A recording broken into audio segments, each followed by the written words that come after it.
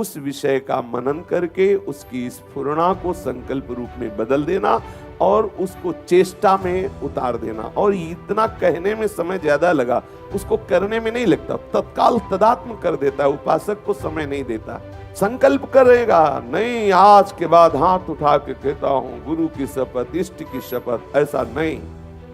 थोड़ा समय अंतराय होने पर फिर धीरे से हो, बस ऐसा नहीं, ये नहीं करूंगा, बस इतना इतना इतना इतना, फिर वो वैसे ही, फिर वो पश्चाताप। उससे विरुद्ध कभी इस मन की चाल में मत फंसना, ये बहुत बेईमान है, बार बार रुलाता है, बार बार पछतावा पैदा करता है, फिर वही करता है।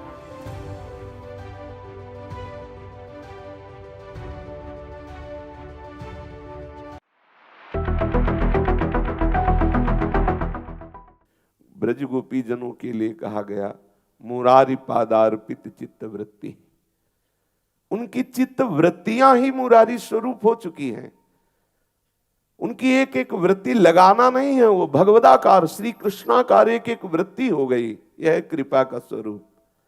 पर इसके लिए पहली सावधानी, आप प्रिया प्रीतम के नाम रूप लीला धाम के सिवा हम ऐसा बोले ना, ऐसा सुने ना, तो जो हम बोलते हैं, जो हम सुनते हैं, वही हमारा चित्त चिंतन करने लगता है। हमारा चित्त हमारे आराध्य देव, हमारी उपासना संबंधी भावना में ही एक एक वृत्ति के सहित समाहित रहे। ये कृपा का स्वरूप है। मन सुमिरन हरिवंश, हमारी जो मन की मनन वृत्ति है वो विषय में है। मन का कार्य है मनन करना, संकल्प विकल्प करना, किसी भी विषय को लेकर के उसमें डूबना, इसका स्वभाव है। कोई बात पकड़ लेगा, कोई दृश्य पकड़ लेगा, कोई विषय पकड़ लेगा, और ये इतनी चतुराई से उपासक को डुबाता है। यहां बहुत सावधानी का विषय है।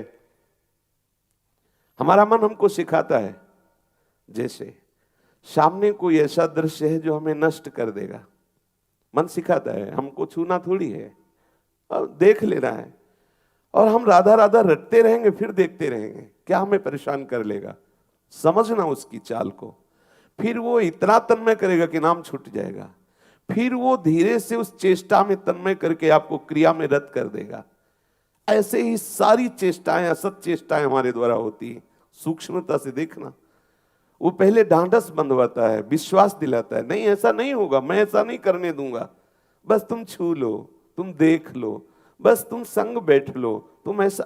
वो फिर धीरे से आपको, फिर आप पछताएंगे कि ऐसा क्यों हो गया।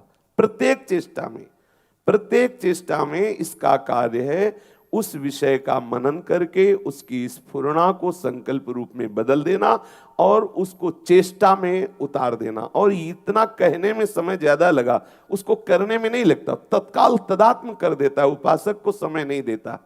लेकिन कृपा पात्र उपासक पहली ही सीढ़ी में इसको रोक लेता है।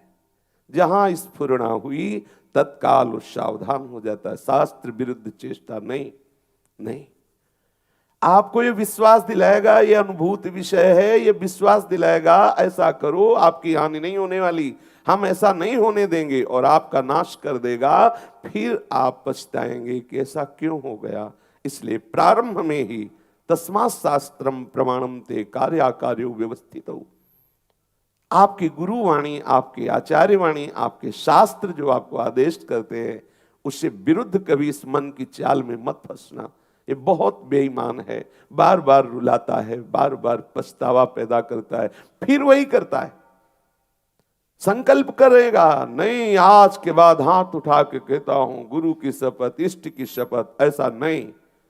थोड़ा समय अंतराय होने पर फिर धीरे से हो, बस ऐसा नहीं, ये नहीं करूंगा, बस इतना इतना इतना इतना, फिर वो वैसे ही, फिर वो पश्चाताप।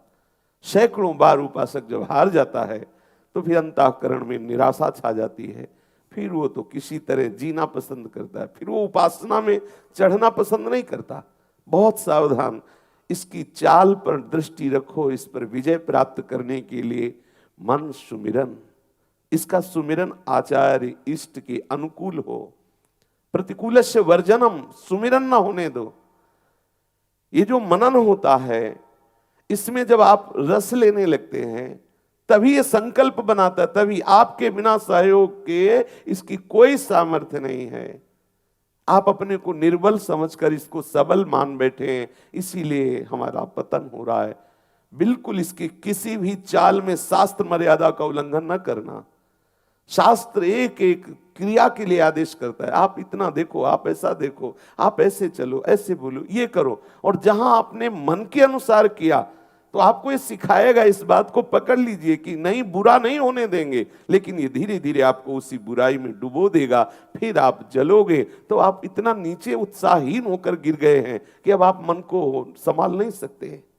इसलिए प्यारे, पहली ही सीढ़ी पे से रोक लो, इसे उस मार्ग में उतरने मत दो।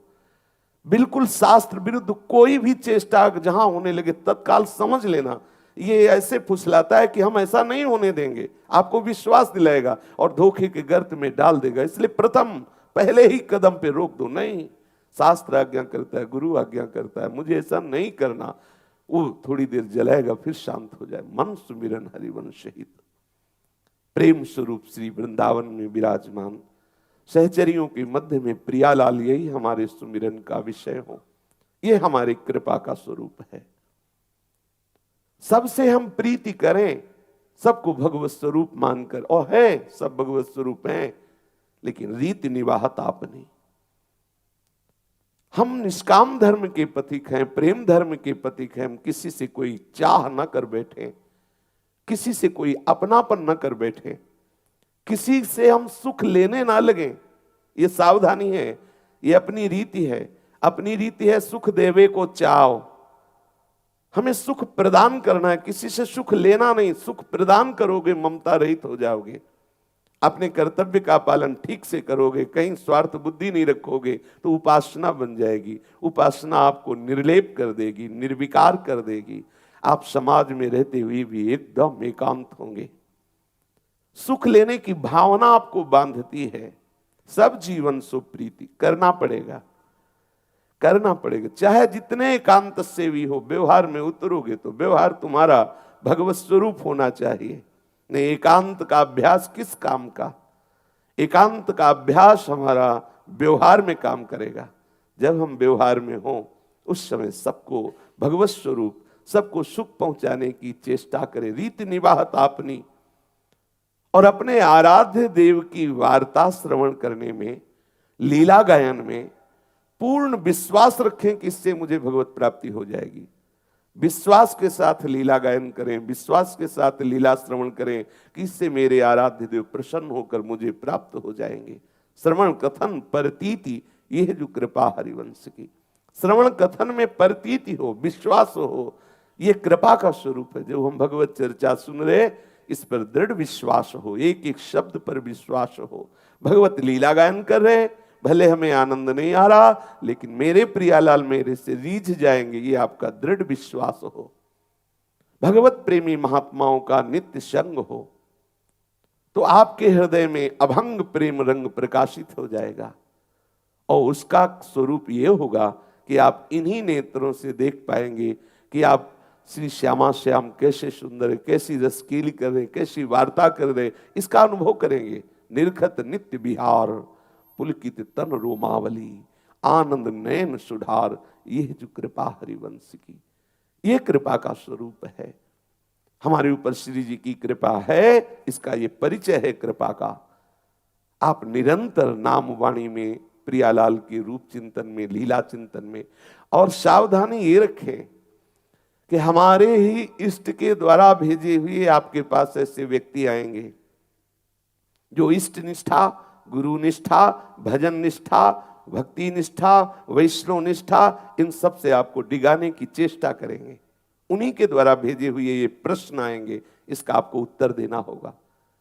आपको अपनी निष्ठा की परीक्षा देनी होगी, तभी आप छिन छिन रुदन करंत छिन गावत आनंद भरी, छिन छिन हर हसंत यह जो कृपा हरिवंश की, तब आप इसमें डूबेंगे। आपकी निष्ठा की परीक्षा होगी, ये हृदय में बैठा लीजिए। नाम निष्ठ, गुरु निष्ठ, आप जिस निष्ठा को स्वीकार किए हो उस निष्ठा की परीक्षा होगी। और जे भी आप परीक्षा में उत्तीर्ण हुए, उत्तीर्ण होने के लिए पढ़ाएंगे भी वही, वही आपको शिक्षा देंगे। हृदय बिहारी आपको हृदय में प्रेरित करेंगे। आप उस बात को सुनकर दृढ़ता पूर्वक हृदय में धारण करें, आपको कोई परास्त नहीं कर पाएगा। ऐसे लोग आएंगे, ये भगवान कल्पना है, कोई भगवान नहीं है। ऐसे हैं, सुनने को मिलता है, ऐसे व्यक्ति हैं, कोई भगवान नहीं है, ये सब कल्पना है, ये सब पंडितों की चतुराई है जो शास्त्रों में वर्णन की गई। कोई ईश्वर नहीं, कोई धर्म नहीं, कोई भगवान नहीं। ऐसे लोगों से भले हमको दुष्टता का बाना मिल जाए, भले हमको कोई दंड दे दे, भले हमको कोई नरक दे दे, जो भी कहे, ये पाखंडी है, ये दुष्ट है, ये नीच, ये सब भले कहे, हम सब सहले, लेकिन अपनी इष्ट निष्ठा, अपनी गुरु निष्ठा, अपनी भगवान निष्ठा के विरोधी जनों का संग न करें। अपार कृपा हुई, स्वामी जी की शरणागति मिली। आप कंठी धारण करने वाले, तिलक धारण करने वाले, वैष्णव स्वरूप धारण करने वाले श्री प्रियालाल के पार्षद स्वरूप हैं। तो ये कोई नाटक नहीं है, ये अपार कृपा का स्वरूप जो आप तिलक धारण किए हैं, कंठी धारण किए हैं, ये हरिदासत्व है। इसमें गर्व होना चाहिए। कोई हमें गाली दे रहा है, कोई हमें मार रहा है, या कोई हमारी अवहेलना कर रहा है, निंदा है, बड़ा भगत बनता है तिलक। कुछ लोग कहते हैं आप इसमें जाना है, तिलक कैसे लगा के जाएं? ये बुराई की बात है। उपहास ही तो करेंगे, यही तो उपहास करेंगे, बड़ा भगवान का भगत बनता है, बस इससे ज्यादा और क्या कहेंगे? और ये हमारे लिए हमारी स्तुति हुई कि निंदा हुई?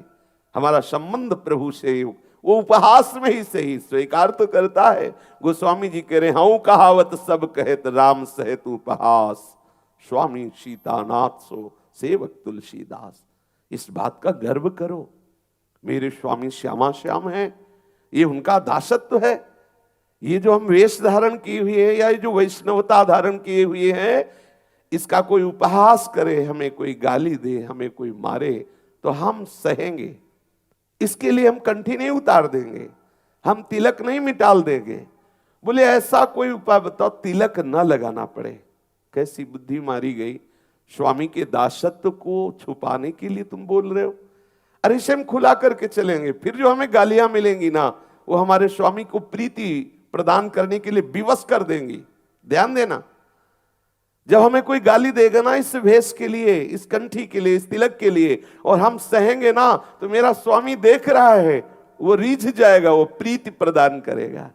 बिल्कुल कहीं भी अपनी वैष्णवता से चूक मत करना, ये बहुत बड़ा लाभ है। कहीं ऐसा ना हो कि आप तिलक लगाने में, कंठी धारण करने में, जो गुरु मंत्र है उसकी माला करने में, पाठ करने में, ठाकुर सेवा में आप प्रमाद युक्त हो जाए कि लोग ऐसा कहते हैं, लोग ऐसा कहते नहीं। मारी गारी सब सही है, चाहे कोई हमें मारे भी तो हम नहीं, अपने आचार्य परंपरा, अपने गुरु परंपरा की दी हुई भगवत उपासना की अवहेलना नहीं करेंगे। ये बैठा लो, ये प्रपंच की वायु ऐसी बहेगी, एक दूसरे की निंदा, ईर्ष्या, यही तो प्रपंच और है क्या है? और ये होगा जब तक भगवत साक्षात्कार नहीं होता, चाहे जिस वेश में हो, चाहे जिस देश में हो, ये प्रपंच उसको ग्रसित रखेगा। वो एक दूसरे की निंदा, एक दूसरे की अवहेलना, एक दूसरे को नीचा ऊंचा, ये सब यही तो प्रपंच है।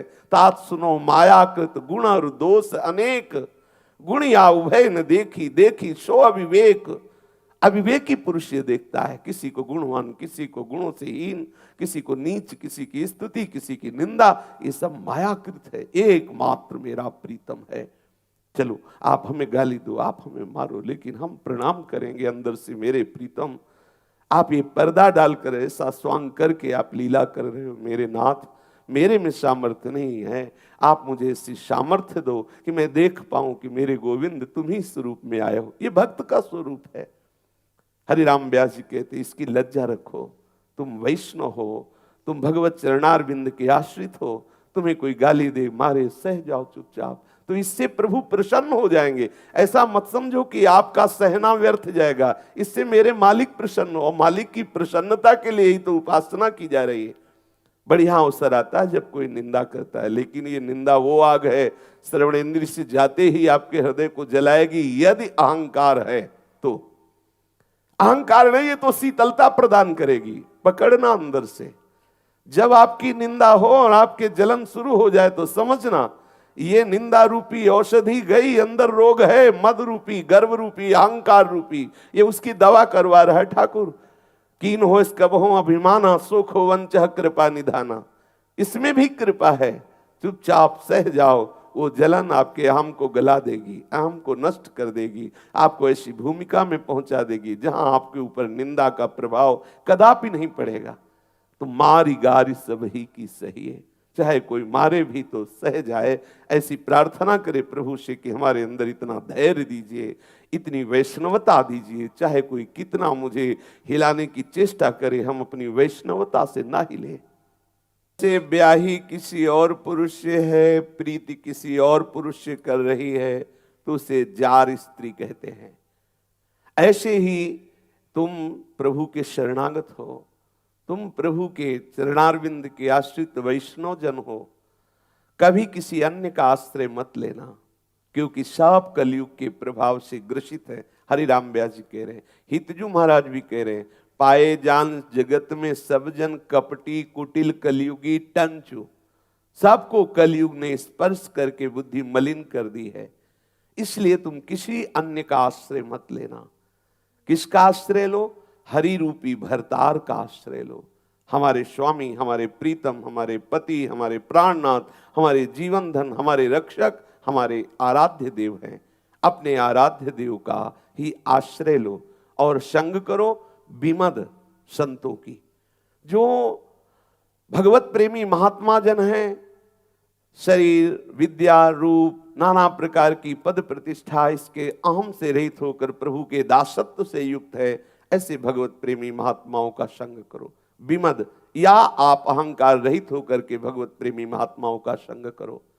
हरि को अपना भरतार मानने वाले वैष्णवजन किसी अन्य का आश्रय, अन्य का सहयोग मत लेना, क्योंकि सब कलयुगी टंचु, कलयुग ने बुद्धि को मलिन कर रखा है। यदि किसी अन्य का आश्रय लोगे तो हरि आश्रय छूट जाएगा। एक उपासक ने कहा कि कोई भी राम कृष्ण नहीं है, ये सब कल्पना है। ऐसा उसने बताया कि किसी ने, बहुत सम्माननीय व्यक्ति ने सिखाया, कोई राम कृष्ण नहीं, ये सब कल्पना है, ये सब शास्त्रों में पंडितों ने अपनी चतुराई लिखी है। अरे तुम क्यों व्यर्थ में फंसते हो? हाँ, आत्मा का ध्यान करो। लो, आत्मा कौन है? श्री कृष्ण ही तो है। अघोर अज्ञान, स्वयं कोई अनुभूति नहीं, कोई परमार्थ में प्रवेश नहीं, हजारों लोगों को शिक्षा दी जाती है। कैसे कैसे सत्य मार्ग का कैसे अवलंबन लिया जाए, कैसे हम जाएं। इसीलिए तस्मात् शास्त्रम प्रमाणन्ते कार्याकार्यो व्यवस्थितो, भगवान का आदेश है। यदि कोई उपदेश कर रहा है और शास्त्र विरुद्ध है, वो चाहे ब्रह्मा ही क्यों न उपदेश कर रहा हो, हम उसकी बात नहीं मानते। भगवान का अवतार भगवान बुद्ध देव जी हैं, हमारे शास्त्रों में गाया गया, स्वीकार किया गया। लेकिन अगर वो भी हमारे सनातन धर्म के विरुद्ध कोई भी बात हो तो नहीं स्वीकार, भगवान की बात नहीं मानी गई, औरों की तो बात जाने दो। जो मर्यादा स्थापित है धर्म की, उसके विरुद्ध नहीं। कोई मनमानी बोले है, लाखों लोग उसके अनुयायी हैं, तो माननी थोड़ी है, माननी। तस्मात् शास्त्रम प्रमाणन्ते कार्याकार्यो व्यवस्थितो। भगवान व्यास देव जी ने कहा, आज तक कोई ऐसा महात्मा नहीं हुआ जिसकी अनुभूति शास्त्रों में ना लिखी हो। सब लिखा है, सब। कोई भी ऐसी अनुभूति नहीं कि आपको सिद्धि होगी और वो शास्त्रों में नहीं, सब है। हाँ, आपकी पहुंच नहीं है वहां तक, तो नहीं जान पा रहे हैं, सब लिखा हुआ है। श्री भगवान व्यास देव जी ने महाभारत में कहा, कुछ श्लोक ऐसे हैं जिनको पूर्ण रूप से मैं ही जानता हूं, कुछ ऐसे हैं जिनको श्री सुखदेव जी जानते हैं, अन्यथा और जानना बड़ा मुश्किल है। अब आप सोचो, ऐसे ऐसे सिद्धांतों का कोई भी कहीं भी कोई सिद्धि प्राप्त करे, छोटी सी छोटी लेकर महान तक, वो सब लिखा हुआ है शास्त्रों में। प्रेम रस का वर्णन करने के लिए वो प्रेम महाभागवत स्वरूप से प्रकट होकर के वही प्रेम महाभागवत आचार्य रूप धारण कर उसका वर्णन कर रहा। कोई भी आपकी ऐसी स्थिति नहीं जो हमारे वाणियों में, हमारे शास्त्रों में ना लिखी हो। शास्त्र विरुद्ध कोई बोले, चाहे वो ब्रह्मा के समान महिमाशाली हो, हम उसकी बात नहीं मानते, नहीं सुनना। हरिराम व्यास जी कह रहे, विष खा ले तो अच्छा है, अग्नि में जल जाए तो अच्छा है, पानी में डूब जाए तो अच्छा, एक ही जीवन नष्ट होगा। लेकिन यदि ऐसे भगवत विरोधी जनों का, नास्तिक जनों का, शास्त्र विरुद्ध आचरण करने वालों का संग हो गया और मेरी मति में उनकी बात चली गई, तो गई निष्ठा, वैष्णवता गई, भगवत चरणारविंद की आसक्ति गई, जो अनंत जन्मों में भटकने के बाद मुझे मिली। इसलिए सावधान। ऐसे लोगों का मुख नहीं देखना, बात करना तो बड़ी दूरी की बात है। ध्रुवदास जी ने कहा, तिनको परस न कीजिए तज ध्रुव तिनको पास। उनकी समीपता का त्याग करो, उनका स्पर्श भी न हो, जो हमारे आराध्य देव के नाम की निंदा, धाम की निंदा, रूप की निंदा करते। अरे कल्पना है?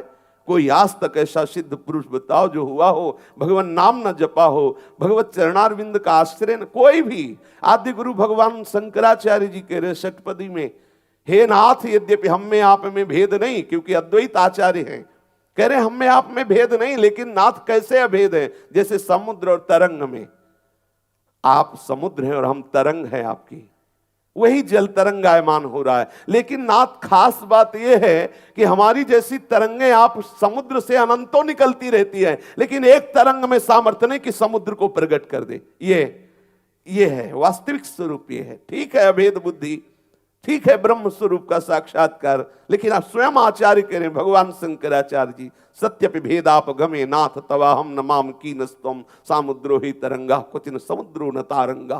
नाथ समुद्र से तरंगे उठती हैं, तरंग से समुद्र प्रकट नहीं होता। हे नाथ, ऐसे ही यद्यपि हम में आप में भेद नहीं है, पर आप समुद्र है और मैं आपकी तरंग हूं।